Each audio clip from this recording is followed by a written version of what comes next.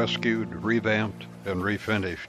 These two deep-walled frames were confined to the Maybe Sunday section of possibilities and forgotten until recently called to duty by an empty nutsack of New Mexico lineage. This is their story, at least the beginning anyway. If you're going to make your art float, you need a deep frame. These are 1 5/8 inches. This was from a bag of nuts that somebody gave us for Christmas. I took the bag, cut it up a little bit for a backing, and we're going to put this together like that, and we'll have a floating piece of art in about the more or less the center, I hope. The frames came from a defunct insurance agent who originally had won a couple of awards, and they were very nicely put in this box. I took them out. He didn't want them. I took them out, threw them away, and then refinished the frames, which is really quite a nice frame. So it's a dark wood and very sturdy. And the rest of it was just cutting the hardboard to the right dimension that I want, beveling the edges, doing a little sanding. Now the next thing we'll do is get some gesso on this, and then we'll have to figure out just what I'm going to paint. I don't know yet. So the look will be, it'll be a floater. Instead of this, it'll be up like that. Not too much work involved. I did include a power sander and a handheld jigsaw, but it's really not that tough to do this so far. I like a lot of texture, so I usually do something like this, and then it will knock down, or I can just drag that around. Now in this case, since it's going to be floaters, I've got to do all the edges. If you don't have paint all over your hands, you're not a painter, you know. Don't know if I'm doing anything right. I never do. If it, you can always do stuff over. I don't know if you can see how that looks, but I really like that kind of messy.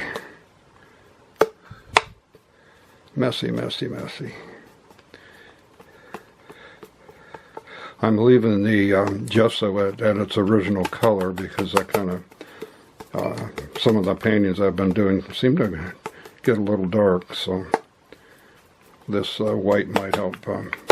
There's other ways to do this. You can use the, what do they call it? The acrylic.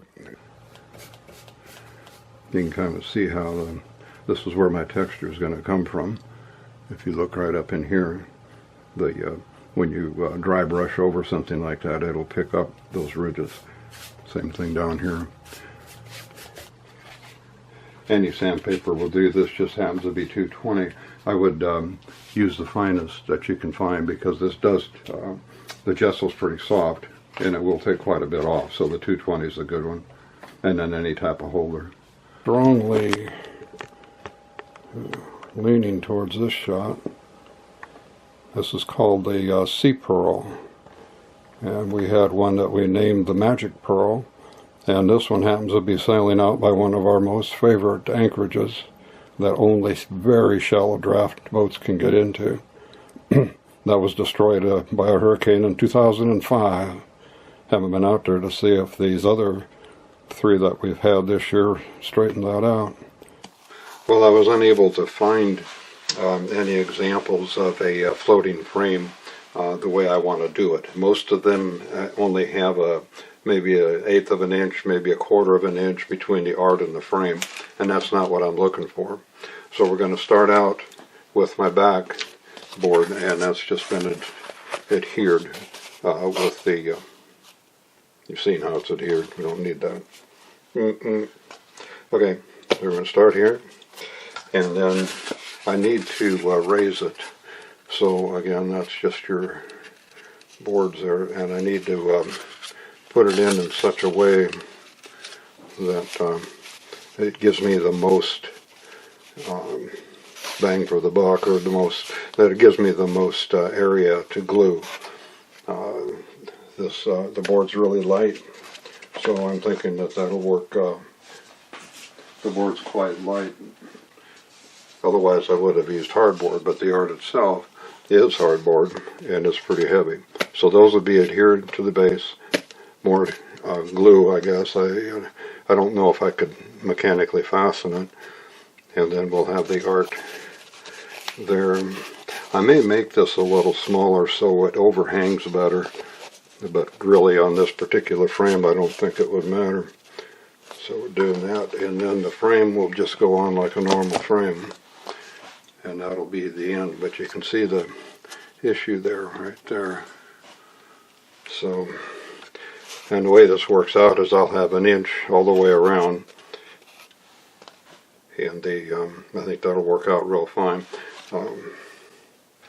Well, as far as adhesives go, what I had on hand is what I'm going to use. This I'm sure is not normally used in art, but this is construction adhesive, and it holds together everything I've trying to do. Now this isn't I'm not promoting this particular brand. Any one of them would probably work. I'm going to stay away from the edges pretty much. After all, this is should be stronger than what's necessary.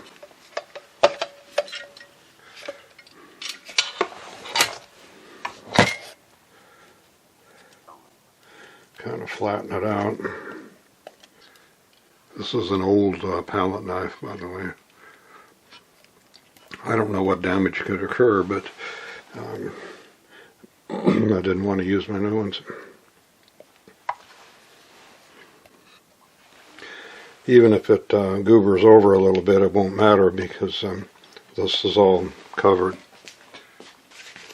Okay, I've got the glue spread out. There's plenty of it on there. I'm just going to drop this in.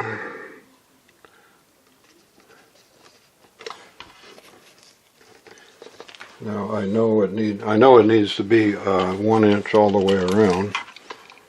Yeah, that got an inch there. We're over here.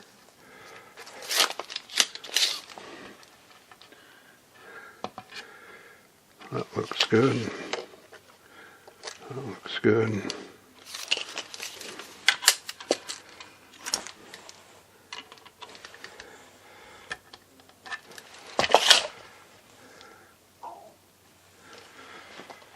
That looks straight to you.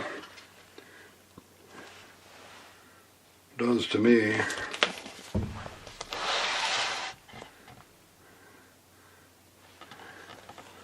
Yeah, I think we'll be good with that. Now, press down on it and kind of goosh it around a little bit, maybe. Mainly just pressing down. I don't want to move my measurement, but it did.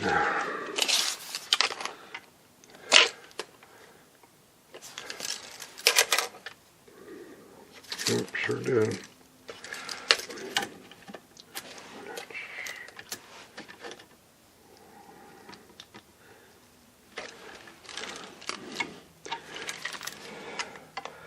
I would say don't use construction adhesive.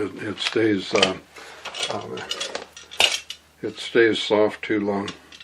But if you do have to use these these caulking guns and whatnot, I saw this on the internet that just get a real big wire nut, and I don't know if you can see that, but it actually cuts threads in it.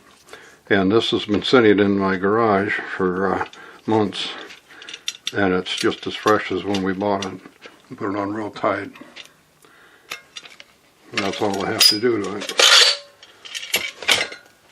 Alright, so I'm gonna leave this out here for a full day and not even come in the room, and then hopefully it'll be fine. And I'll still have to mount the frame to the backboard here, but I just Otherwise, it's ready to go.